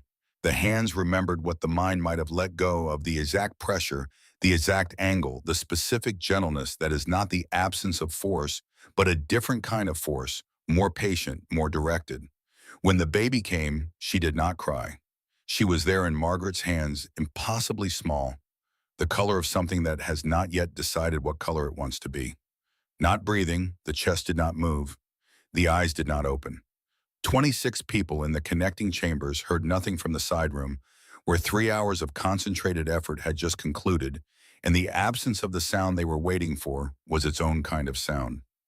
Margaret cleared the airway. She rubbed the tiny chest with 2 fingers, the way she had learned from a surgeon in Virginia who had learned it from someone else, who had worked it out through the same process that all essential knowledge is worked out by someone trying everything available until one thing works. She bent over the miniature face and breathed into it gently, as if she understood that the difference between this breath and too much breath was the same as the difference between everything and nothing. The first minute passed. Willa was watching with the kind of stillness that is not calm but has used up everything that was not still. The second minute, Dr. Holt on his knees beside Margaret did not speak. Then the baby coughed, a single small convulsion, barely a movement more like a correction than a breath. And then she breathed. And then she cried thin and high and absolutely certain, a sound that cut through the limestone cave and reached every chamber, and every person in every chamber passed through the stone itself and into the bones of 26 people who had been sitting in the near dark waiting for it without knowing that was what they were doing. The cry of a child who should not have survived telling the world that she intended to anyway. 2 men in the main chamber turned their faces away from the fire. A woman Margaret did not know particularly well pressed both hands over her mouth. Cole Harmon, the young man who had stood on the edge of Margaret's property 2 years ago and announced the odds of her death as if it were a horse race, turned to face the limestone wall and stood there with his shoulders moving in a way that he would have preferred no one to see. Margaret wrapped the infant in the warmest cloth available and held her against her own chest, feeling the small, rapid heartbeat, the shallow, quick breathing, the extraordinary improbability of this particular life in this particular place on this particular night. She looked at Willa. The girl was exhausted past the point of expression, lying back with her arms out and her eyes half open, and her face containing a mixture of terror and wonder that no other combination of circumstances in human experience produces. "She's breathing," Margaret said. "She's small, but she's breathing." Willa's mother was weeping without making any sound, a talent mothers develop when they need their children not to see the full extent of what they are feeling. "What will you name her?" Margaret asked. Willa looked at the ceiling of the cave, the limestone above her, the dark stone that had sheltered her for 5 days while the world outside tried to unmake itself. "Hope," she said. "Her name is Hope." Word moved through the cave the way words move in enclosed spaces, quickly and completely, and within minutes every person in every chamber knew that a child had been born in the side room, and that the child was alive, and that her name was Hope. The effect of this information on 26 people who had spent 5 days inside a limestone cave during a storm that had been trying to kill everything it could reach was not subtle. It was the kind of thing that gets into the body before the mind has time to process it. The kind of thing that moves through a room not as an idea but as a physical fact, a change in the air, a shift in the quality of the silence. Margaret sat alone in the corner of the main chamber, apart from the others, and held the infant against her chest and let herself feel what she had not allowed herself to feel during the 3 hours of labor and the 2 minutes of nothing. She held the tiny weight of this child who had been born in the dark while a blizzard tried to bury the world, and she thought about Everett and Stellan and about the 15 feet and about everything that 2 years of bleeding hands and broken chisels and neighbors who had made her their particular kind of entertainment had been for. Not for this exactly, but for exactly this kind of thing, this specific category of outcome, a life that would not exist if she had stopped. She had not stopped. Buck pressed his muzzle against her knee. She looked down at him. His brown eyes were steady and present and offered, as they always had, the particular comfort of a creature who asks nothing except to be nearby. "I know," she said quietly. "I know." The 7th day. The storm had not broken, but something had shifted in it, the way the character of a long illness shifts before the fever turns something that is not recovery yet, but is the first suggestion that recovery is a direction that exists. The wind was still high, the snow was still moving, but the note of it had changed slightly, a fraction of a degree less absolute. And Margaret, who had been reading weather for 5 years with every sense available to her, knew what it meant. She gathered everyone in the main chamber. She explained what she had built and why she had built it the way she had built it. She told them about her father, about the Cornish mines, about 40 years of underground work, that had produced a man who could describe the temperature of the earth with the same confidence other men described the temperature of their morning coffee. She told them about the ventilation system, the principles that her father had worked out over decades in Colorado, and that she had applied to limestone formation in Montana Territory. She pointed to the walls and explained what the timber was doing there, and why it was doing it, and what would happen if it were not there. Dr. Prentice Holt listened to this with an expression Margaret had not seen on his face before. Not the careful, slightly condescending attention he had given her on Main Street when he was performing competence for an audience. Something else. The attention of a man who is actually learning something, which is a different posture, entirely more open in the face, quieter in the body. "This is all science," he said when she paused. "Everything you've done here is grounded in established scientific principles." "My father called it common sense," she said. "He said the earth has been keeping its secrets for millions of years. All we have to do is pay attention. Why didn't you explain all of this before?" He looked around at the people listening. "If you had explained the science, people might have listened." Margaret looked at him. "I tried to explain it," she said. "You diagnosed me with a mental imbalance on Main Street in front of half the town." She said it without heat, as a correction rather than an accusation. "People do not want to learn from a widow who lives in a cave. They want to learn from men with degrees.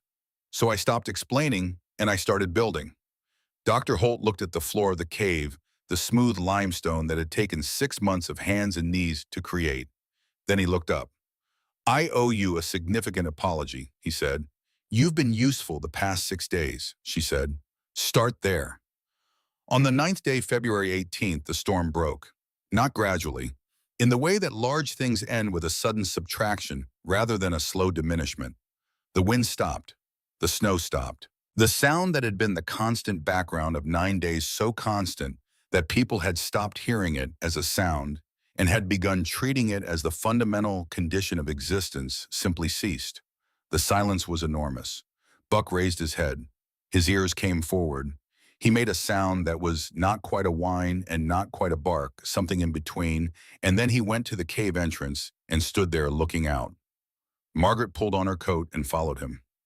Cold Creek was buried. The rooftops of the tallest buildings were visible above the snow line, small islands in an ocean of white that reflected the morning sun with an intensity that was almost painful after 9 days of darkness. The drifts were piled in some places to 20 feet shaved by the wind into formations that had the smooth, indifferent beauty of geography, as if the storm had not been destroying a town, but simply rearranging the landscape according to its own preferences. But the sun was out. For the first time in 9 days, there was actual light, warm and gold, and falling on the snow with the generous abundance of something that has been away and has returned without apology. The people of Cold Creek emerged from the cave entrance, 1 and 2 at a time, and stood in it blinking, tilting their faces up toward it, and several of them wept, which is the thing the body sometimes does when it has been given back. Something it had quietly concluded it would never have again. Margaret did not weep. She looked at the buried town and began making calculations. "We need to find survivors," she said. "We need to do it carefully and in organized groups. More people die after storms than during them. Overexertion, falls, getting turned around in snow canyons." She looked at the people around her. "We go in teams of 3, one person who knows the town well in each group. We work from the cave outward and we come back every 2 hours." Almost Sheriff Harlan Voss, his left hand wrapped in bandages and missing 2 fingers, he would never use again, stepped forward. "I'll lead the first team," he said. Margaret looked at him. "I've been lying in that cave for a week while you kept everyone alive," he said. "I'm going." "Don't die out there," she said. "I put too much work into keeping you breathing." Something passed across his face that was close to a smile, though it was the kind of smile that contains too much other material to be simple. He turned toward the buried town and began to move. The rescue parties found 14 more survivors. A family who had made it to their root cellar and had been there for 9 days eating preserved vegetables and sleeping in shifts to keep each other warm. 2 brothers who had barricaded themselves in a grain silo with their horses and had survived by body heat, animal and human together in the practical democracy of emergency. An elderly woman named Clara, who had been buried in her house on the 2nd day when the snow collapsed the roof of the porch and blocked the front door. who had survived 9 days by melting snow in a pot. She held against her body and eating what she had in her pantry and sleeping every hour she could, because sleep is the body's most efficient form of conservation. They also found the dead, 8 of them. A young couple at the edge of town found 100 feet from their front door oriented toward town, which is where they had been trying to go. The drifter who had ridden into Cold Creek the day before the storm, with no warning and no shelter to go to, and no one to tell him where the red cloth was between the limestone slabs. 3 people whose houses had failed them in different ways and at different times in the 9 days.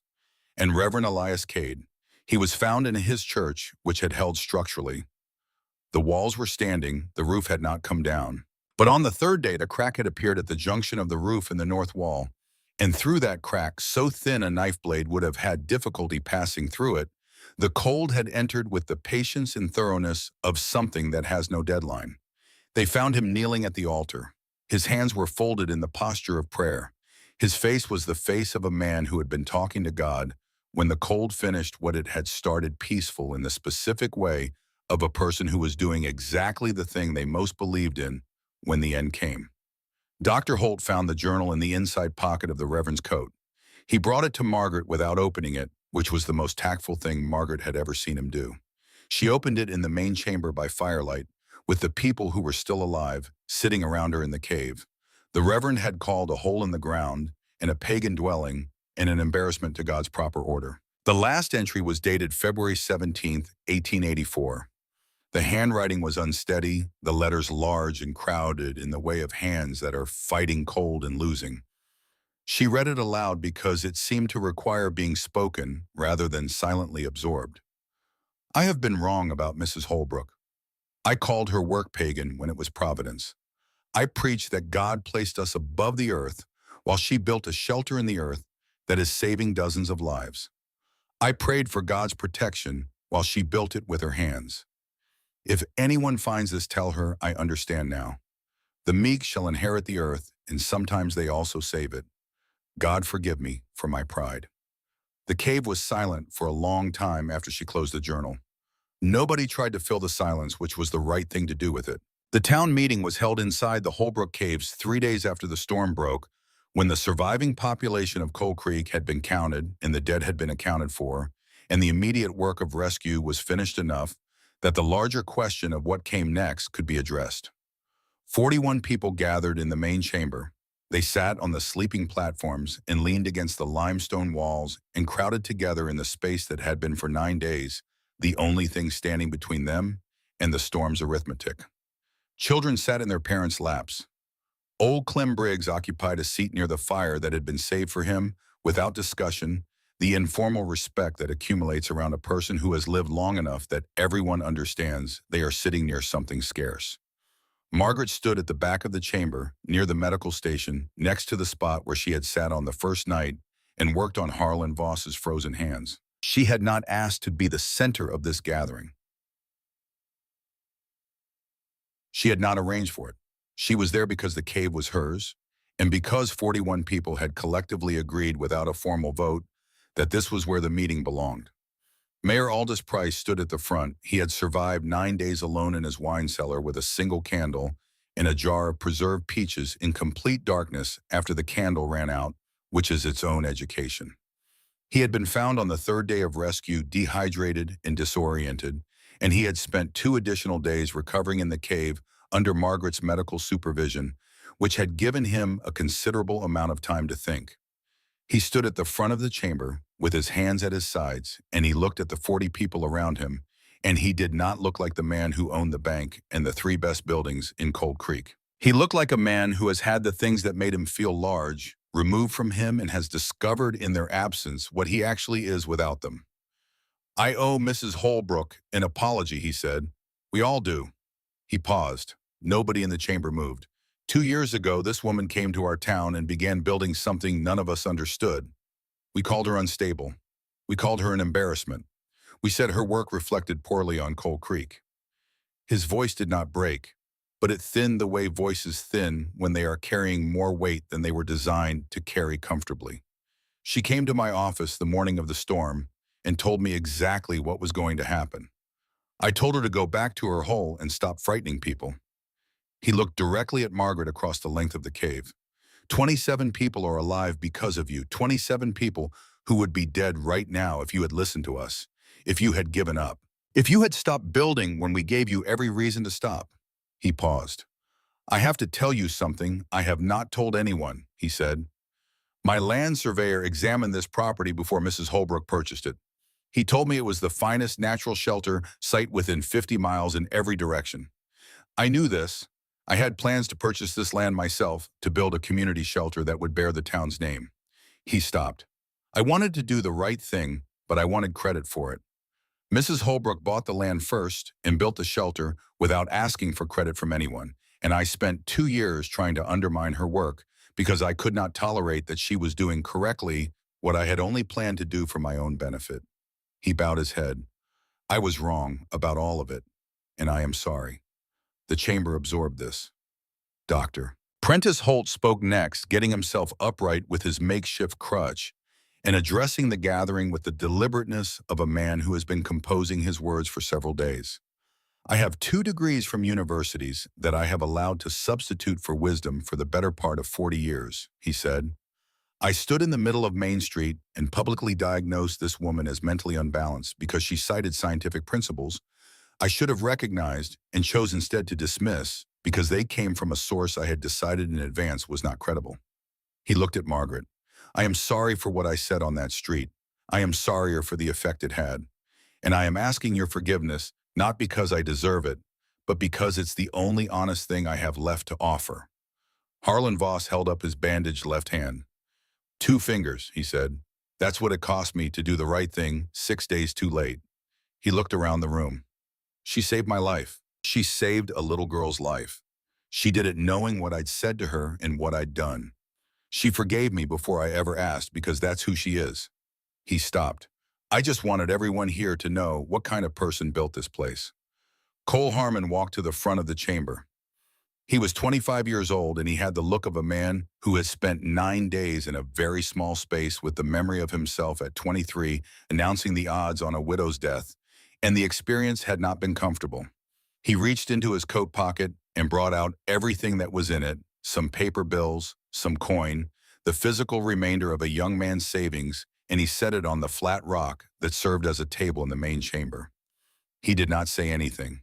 He looked at Margaret. She looked at him. She nodded. He went back to his place. Then one by one the people of Coal Creek came forward. Some offered money, some offered labor. Some had nothing to offer but the particular kind of gratitude that has been standing in a coal place for a long time and is not sure how to come in from it. Margaret accepted each offering with the same quiet steadiness that had carried her through 2 years of their contempt, because it was the same quality, the steadiness that had been there all along, and it did not need the gratitude to justify itself any more than it had needed the mockery to diminish it. Old Clem Briggs raised one hand from his seat near the fire. I've got a motion, he said. His voice was the voice of a man who has been waiting for this particular moment and sees no reason to be elaborate about it. I move that this cave system be officially recognized as the Coal Creek Emergency Shelter. I move that Mrs. Holbrook be compensated for every cost she has incurred over the past 2 years. And I move that we expand this shelter using her design so that every person in this territory has a place to go when the next storm comes. He looked around the room. Because there will be a next storm, he said. That's the only thing any of us can say with certainty about the weather. The vote was unanimous. They called it the Holbrook Caves. The name went up in bronze the following spring on a plaque at the entrance between the 2 limestone slabs where the red cloth had been. The years that followed moved with the particular rhythm of a place that has been changed by something and is working out season by season what the change means. The expansion of the cave system began that spring and continued for 3 years. Men who had never done a day of underground work hauled limestone rubble alongside farmers and blacksmiths. Women organized the supply rotations and kept the inventory and managed the food stores with a rigor that Margaret had taught by example. A schoolroom was added, a meeting hall large enough for the entire town, secondary storage chambers, a second medical station. Margaret supervised all of it. She taught limestone and ventilation and the constant temperature of the earth to anyone who asked, holding nothing back, because knowledge held back is knowledge that dies. and she had seen enough things die that she wanted no part of facilitating more of it. She married Dr. Prentice Holt in the spring of 1885. The ceremony was held in the main chamber of the caves, which was the only space in Cold Creek large enough to hold everyone who wanted to attend. Ruth Calloway was her witness. Little Rose, now 6 years old and settled into the Voss household, with the quiet adaptability of a child who has learned that family is something built, rather than simply given scattered wildflowers along the smooth limestone floor. Baby Hope, 11 months old and already regarded by everyone who held her as a child with opinions about things, was passed from arm to arm throughout the reception. Margaret was 53 years old. She had not expected this particular chapter, and she entered it with the careful gratitude of a woman who has been surprised by something good and does not want to be reckless with it.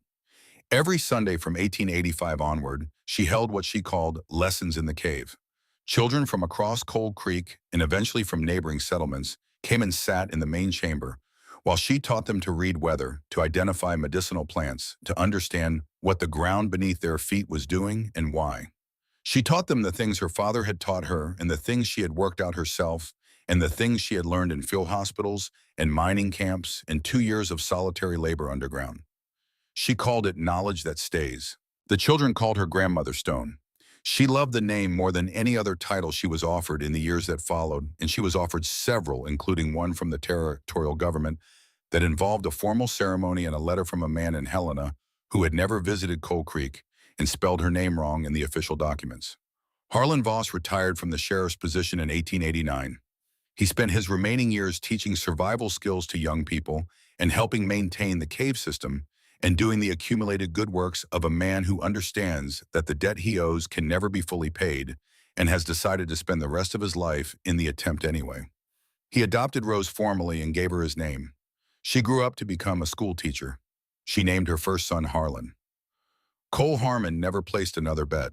He spent 3 years as the foreman of the cave expansion, working alongside Margaret, with the focused intensity of a man who has found the most useful possible way to be a completely different person than the one he had been.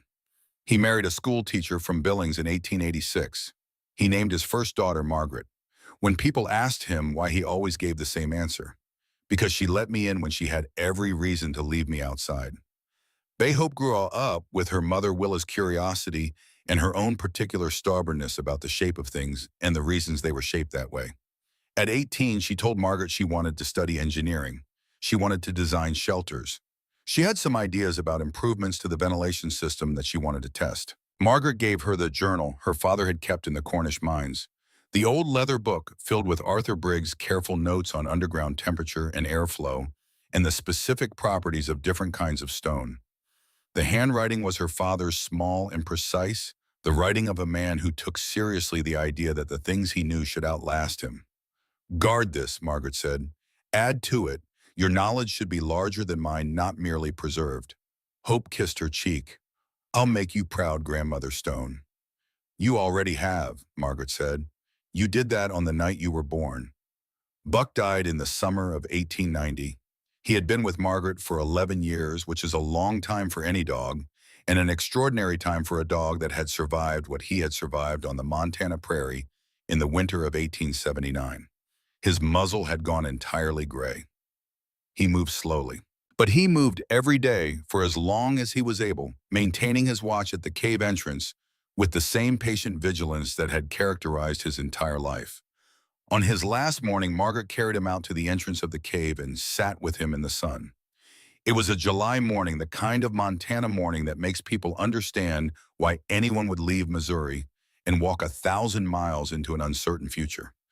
The sky was the deep, clean blue that only exists at elevation. The grassland ran out toward the mountains in every direction, gold and green in the summer light.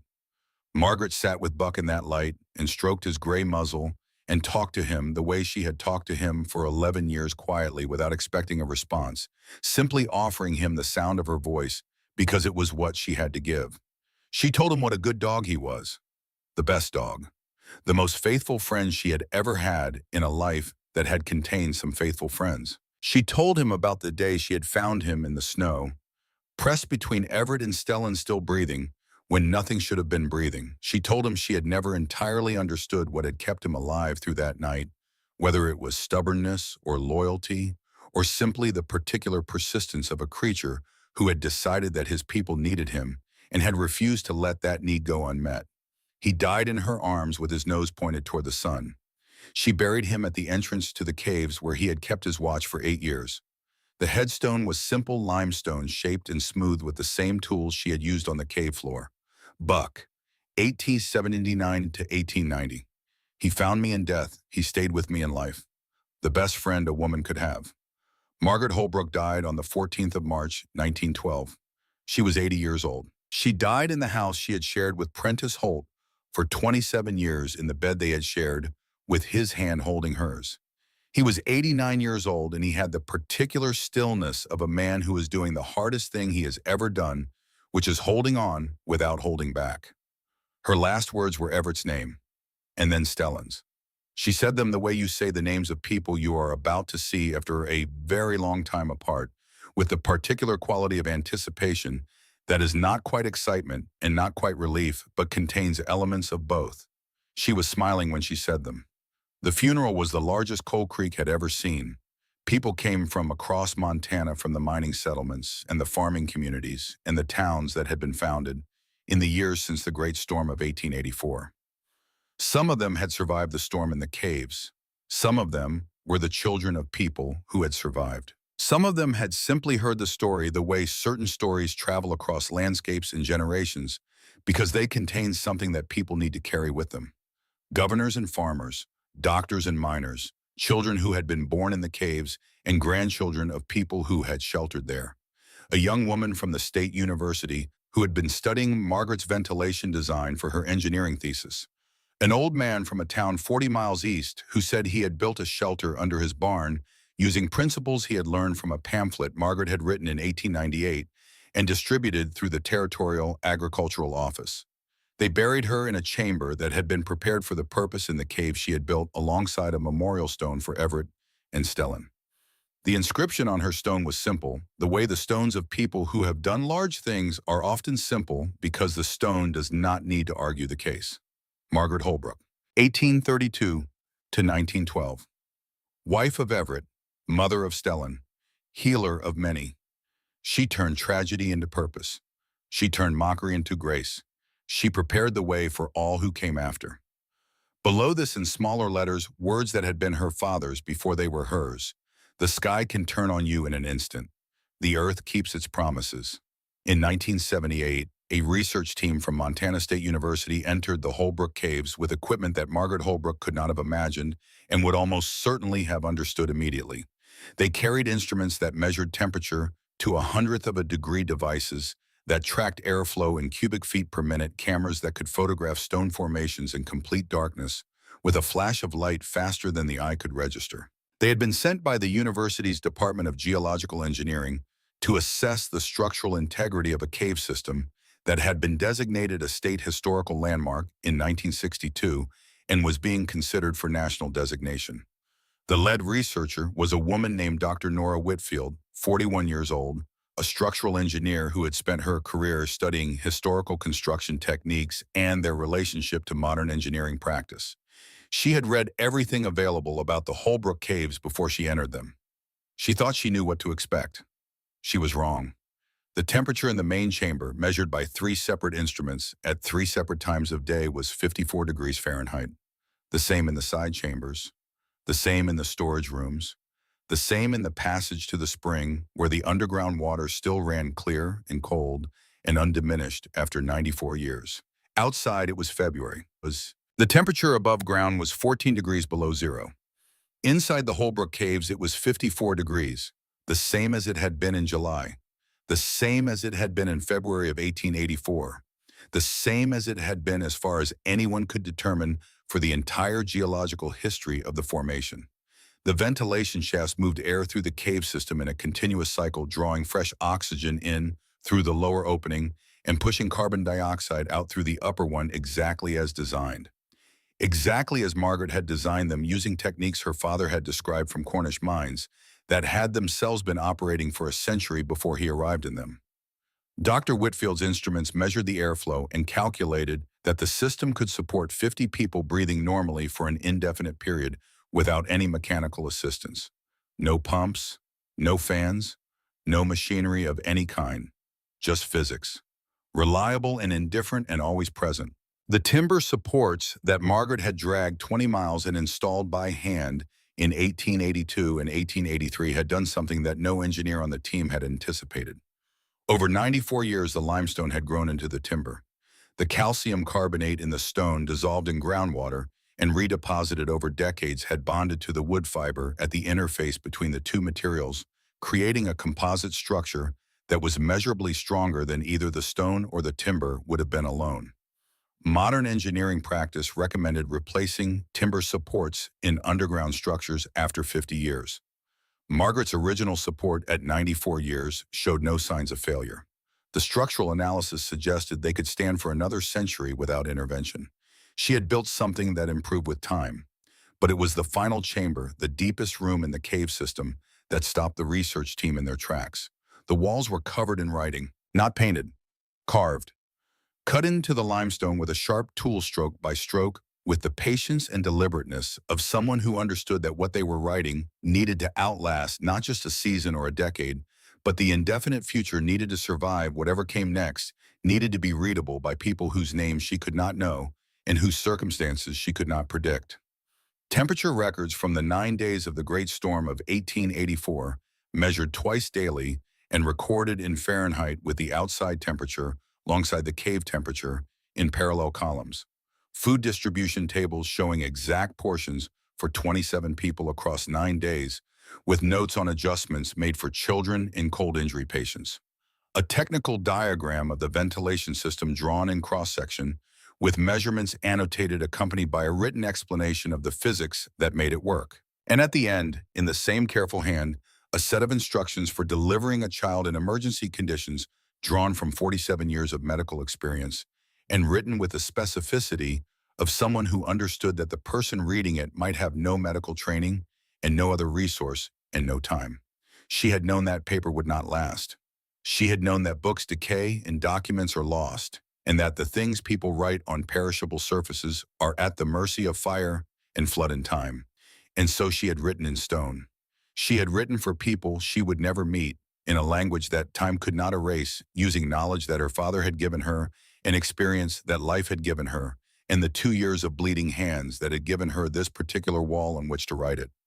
Dr. Whitfield stood in that chamber for a long time. She brought in the rest of the team one by one and let them read what was on the walls, and each of them stood in the same silence that she had stood in, the silence that comes when you encounter something that is larger than you expected it to be and needs a moment to become the size it actually is. She wrote her report over 6 weeks. It was the longest report she had ever written, and the one she cared most about getting exactly right. Margaret Holbrook was one of the most innovative structural and environmental engineers of the 19th century, she concluded. She had no formal training in any recognized discipline. She had the knowledge her father passed to her, the experience she accumulated in field hospitals and mining camps, in the specific, contained, transformative grief of a woman who had lost everything she loved and decided that the loss would not be without meaning. She paused at this point in her drafting and thought about what she wanted to say next, because what came next was the thing that mattered most, and she wanted to say it correctly. What she built with hand tools and limestone in 1882 and 1883 represents engineering solutions that modern practice has not meaningfully improved upon. The ventilation design is optimal. The structural reinforcement has proven superior to standard practice. The thermal management is exact. The only meaningful difference between what she accomplished and what a contemporary engineer with a university education and modern equipment would accomplish is that she accomplished it 90 years earlier, and she accomplished it alone, and she accomplished it while an entire town was actively working to convince her to stop. She set down her pen. The inscriptions on the walls of the inner chamber are not historical artifacts in the conventional sense. They are active documents. The instructions carved into that stone are as applicable today as they were in 1884, and they are carved into material that will hold them for centuries more. She picked up the pen again. Margaret Holbrook did not only save 27 people in February of 1884, she saved everyone who has sheltered in these caves in the 94 years since. She saved everyone who will shelter here in the years to come. And through the stone record she left in the inner chamber, she is saving people she never met and will never know in situations she could not have specifically anticipated, using knowledge she carved into the earth because she understood that the earth keeps what it is given. The Holbrook Caves were designated a National Historic Landmark in 1981. The bronze plaque at the entrance, the original one from 1884, was restored and remains in place. The inner chamber with its carved walls is kept exactly as it was found because the team that discovered it and every team that has entered it since has reached the same unanimous conclusion without discussion. There is nothing to add. There is nothing to improve. There is only the stone and the writing in it and the temperature of 54 degrees that holds in every season and the air moving steadily through the shafts that a Cornish miner's daughter cut from limestone with her bare hands while her neighbors bet on the day she would die. The Great Storm of 1884 killed more than 200 people across Montana Territory. In Coal Creek, 8 died. 8 people who might have lived if they had been willing to walk 2 miles east and step through a crack in the rock. 8 people for whom the distance between where they were and where they needed to be turned out to be exactly as far as a pride can stretch before it becomes a kind of doom. 27 lived. 27 people who found a red cloth between 2 limestone slabs, who felt the wind stop the moment they crossed the threshold, who sat by a fire in the 54-degree dark and were kept alive by the 2-year labor of a woman they had called crazy, kept alive by knowledge that traveled from a Cornish mine to a Colorado silver camp to a Montana prairie, to the hands of a widow who had decided that the 15 feet between her family and survival would not be meaningless. Preparation is not paranoia. It is love made visible. And sometimes the person everyone laughs at is the only one who sees the storm coming, who reads what the sky is telling and the birds are telling, and the pressure behind the eyes is telling, who understands that the difference between the people who survive and the people who don't is not luck or strength or favor, but simply whether someone somewhere decided that this particular storm was worth preparing for before it arrived. Margaret Holbrook decided.